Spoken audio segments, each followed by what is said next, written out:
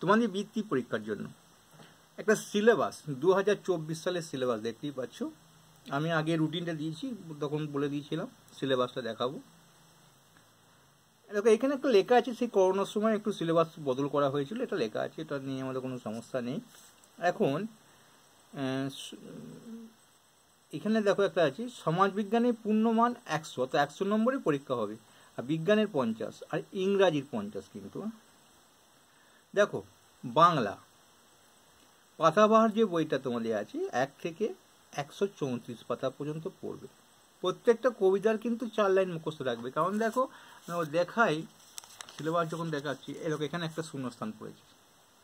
আচ্ছা এটা মানে এটা কত সালের প্রশ্ন? 23 সালে। দেখো 19 সালের প্রশ্ন, দেখো 19 সালের প্রশ্ন, এটা 22 সালের প্রশ্নটা দেয়নি, 22 সালের প্রশ্ন আমি ওয়েবসাইটে দিয়ে দিয়েছি, গুগলে সার্চ করলে পেয়ে যাবে, ক্রোমে সার্চ করলে। দেখো এখানে একটা শূন্যস্থান, 3 নম্বর দাগে একটা শূন্যস্থান পেয়ে যাবে, এই 4 লাইন মুখস্থ করবে। আবার দেখো 3 নম্বর দাগে যাবো, পরের প্রশ্ন, দেখো শূন্যস্থান।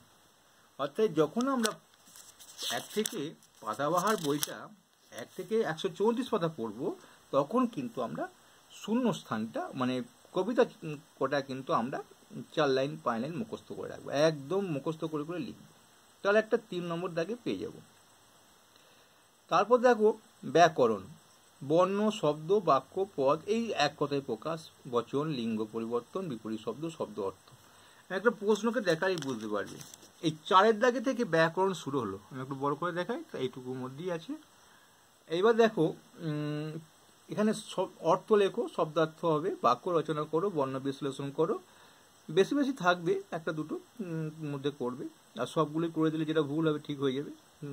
সন্ধি বিচ্ছেদ করো, বিপরীত লিঙ্গে শব্দ লেখো, এক কথায় প্রকাশ করো। তারপর রচনা, এখানে দেখো রচনা বলেছে যে জীবনী, গৃহপালিত পশু, উৎসব। কিচ্ছু করতে হবে না তোমাদের, একটা রচনা করবে গৃহপালিত পশু কিংবা একটা জীবনী, দুটো করলে কোনো ব্যাপার নেই। রবীন্দ্রনাথ ঠাকুরটাকে 10 লাইন মুখস্থ করে নেবে একদম, একটা জীবনী আসবেই, আর একটা গৃহপালিত পশু। আমি মেচে করে বললাম, চলো দেখে নিই 23 সালের প্রশ্নে কি রচনা পড়েছে। তোমার প্রিয় মনীষী রবীন্দ্রনাথ ঠাকুর লিখে দেবো। আবার কি বলি, তোমার পোষা প্রাণী, তাহলে কি লিখে দেবো, আমাদের গরুটা, দুটোই হয়ে গেল। চলো তারপরে একজন মনীষীর জীবনী, বাঙালি প্রিয় উৎসব শীতের, তাহলে আমরা একটা মনীষীর জীবনী পেয়ে গেলাম। এখানে অত গৃহপালিত পশু পড়ে নেই, দুটোর মধ্যে একটা পড়বেই। দেখো আবার পড়েছে গৃহপালিত পশু, আবিষ্কার বিদ্যাসাগর নাম দিয়ে দিয়েছে, তাহলে নাম না দিলেও গৃহপালিত পশুটা লিখতে পারবো। তারপর দেখো আবার দেখো, আমি রচনাগুলো দেখাই, রচনা সায়াসেনটার মতো নাকি। নেতাজি সুভাষচন্দ্র বসু একটি গৃহপালিত পশু, যখন নাম দিয়ে দেবে কারো, তোমরা রবীন্দ্রনাথ ঠাকুর করলে, নেতাজি সুভাষচন্দ্র করলে, পেলে না, তুমি গৃহপালিত পশুটা পেয়ে যাবে।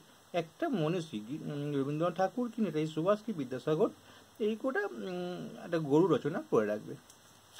এবং যেখানেই যাবো আর একটা আছে দেখেই দিই, দেখো এখানে স্বামী বিবেকানন্দ, তোমার জাতীয় পশু, বাঙালি উৎসব, তো স্বামী বিবেকানন্দ এখানে একটুখানি এদিক ওদিক হয়ে গেছে, কিন্তু কমনটা আমি বললাম।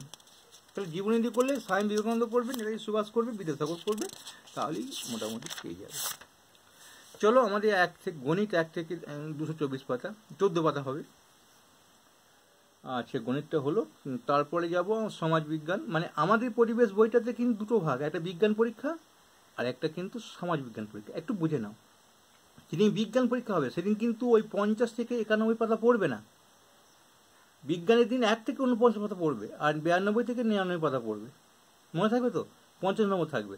আর যেদিনকে আমাদের পরিবেশ হবে সেদিন কিন্তু 1 থেকে 49 পাতা বাদ দিয়ে 50 থেকে 91 পাতাগুলো পড়বে, আর 100 থেকে 129 পাতা পর্যন্ত পড়বে।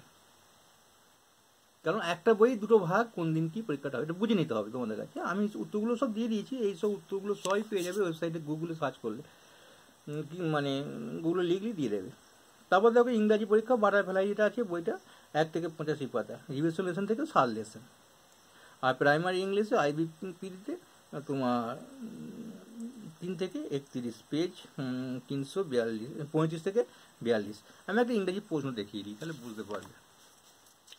আমি একটা ইংরাজি প্রশ্ন দেখাই, এটা 2016 সালের প্রশ্ন দেখাচ্ছি। দেখো এইভাবে প্রশ্নগুলো হয় আর কি, এখানে একটা প্যাসেজ দিয়ে দেবে, এখন লিখতে হবে।